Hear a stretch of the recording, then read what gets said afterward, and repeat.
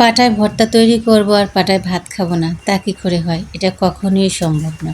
কারণ আমি যে কোনো ভর্তা পাটায় যদি বাটি তখন ভর্তাটা উঠে আমি অবশ্যই পাটায় কিছুটা ভাত খেয়ে থাকি। এটা আমার খুব ভালো লাগে। হ্যালো ভিউয়ার্স, আসসালামু আলাইকুম। সবাই কেমন আছেন? চলে আসছি নতুন আরেকটা ভিডিও নিয়ে। আশা করি সবাই সাথেই থাকবেন। আজকে আমি কী রান্না করব? সেদিনকে বাজার থেকে বড় সাইজের একটা পেঁপে নিয়ে আসছে। পেঁপে রান্না, ভর্তা, ভাজি সবগুলোই কিন্তু আমার খুব ভালো লাগে।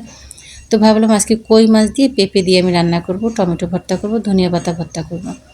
কারণ ভর্তা খেতে ভালো লাগে আর এখন তো শাড়িতে একেবারে কিছু খেতে ভালো লাগে না, একটু ভর্তা হলে ভালো হয়। তো টমেটো, পেঁয়াজ কুচি, তারপর পেঁয়াজ, রসুন, কাঁচামরিচ আমি তো একসাথে যে ভেজে নিচ্ছি। আর পাশের চুলায় কিন্তু এই যে আমি কাঁচামরিচ আর এই যে ধনিয়া পাতাটা ভেজে নিলাম ভর্তার জন্য। টমেটোটা কিন্তু আমি 2 ফালি করে জাস্ট সামান্য একটু তেল দিয়ে ফ্রাই প্যানে দিয়ে ঢাকা দিয়ে রাখছি। এটা কিন্তু সব সুন্দর সিদ্ধ হয়ে গেছে, ভাজা ভাজা হয়ে গেছে। ভাজা ভাজা হলে কি সুন্দর একটা ফ্লেভার আসে। আর এই যে মাছটা আমি রান্না করব কই মাছ, সেটা কিন্তু আমি যে ভিজিয়ে রেখেছি লেবু দিয়ে।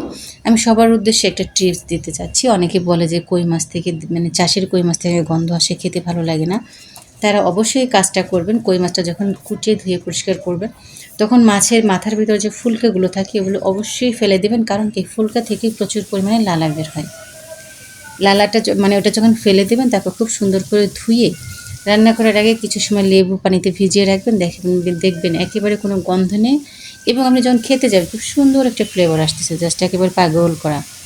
দেখেন আমি ভাজার জন্য কিন্তু হলুদের গুঁড়ো, লবণ আর মরিচের গুঁড়ো দিয়ে মেখে নিয়েছি। মরিচের গুঁড়োতে একটাই কারণ, আমি এই ভাজা মাছ খাবো আর মাছ ভাজা খেতে খুব ভালো লাগে কিন্তু। আর এই যে পেঁপেটা কিন্তু আমি যতটুকু পরিমাণে প্রয়োজন অতটুকু নিয়েছি আর এই যে একটু স্লাইস করে কেটে নিয়েছি। হালকা একটু ভেজে নেব পেঁপেটা, কারণ আমি মাছটা যেহেতু ভেজে নিয়েছি পেঁপেটাও একটু ভেজে নিয়ে রান্না করব।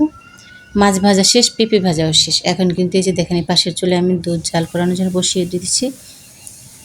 তো পেঁয়াজটা যখন একটু নরম হয়ে গেছে এখন কিন্তু এখানে আমি মশলা হলুদের গুঁড়ো, তারপরে ধনিয়া গুঁড়ো, জিরার গুঁড়ো, আদা রসুন বাটা, এখানে শুকনো মরিচ দিইনি, জাস্ট শুধু কাঁচামরিচ দিয়েছি।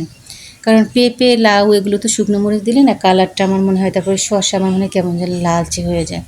তো আমি মাছটা খেয়ে নিচ্ছি, এতটা মজা ছিল, যখন মুখে দিচ্ছিলাম লেবুর একটা স্মেল আসতেছিল আর খুব সুন্দর মচমচে করে ভেজে নিয়েছি, খুব দারুণ লাগতেছিল খেতে। আমি রান্না করতেছিলাম আর খাচ্ছিলাম।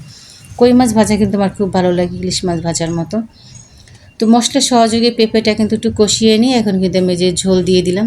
আর যে কোনো রান্নাতে সবসময় আপনারা যদি ঝোলের জন্য গরম পানিটা ব্যবহার করেন এতে কী হবে জানেন, স্বাদটা কিন্তু অটুট থাকে। এটা বোঝা যায় না, কিন্তু এটা যদি আপনি কম্পেয়ার করে রান্না করে দেখেন, একবার ঠান্ডা পানি দিয়ে একবার গরম পানি দিয়ে, তখন দেখবেন গরম পানির তরকারিটা খুব ভালো লাগে।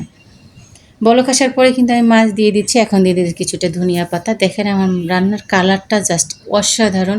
লাস্টের লুকটা একটু দেখে যাবেন যে কত সুন্দর হয়েছে। এখন কিন্তু একটু ভাজা জিরা গুঁড়ো দিয়ে ঢাকা দিয়ে দিলাম। এই যে আমি নামিয়ে নিচ্ছি, আমার রান্না বাড়া কমপ্লিট। টমেটো ভর্তা, তারপর ধনিয়া পাতা ভর্তা, একটা বোম্বাই মরিচ দিয়ে ভর্তা করছি আর একটা এমনি। তো খেতে খেতে চলে যাচ্ছি। সবাই ভালো থাকবেন, সুস্থ থাকবেন। Tata and take care.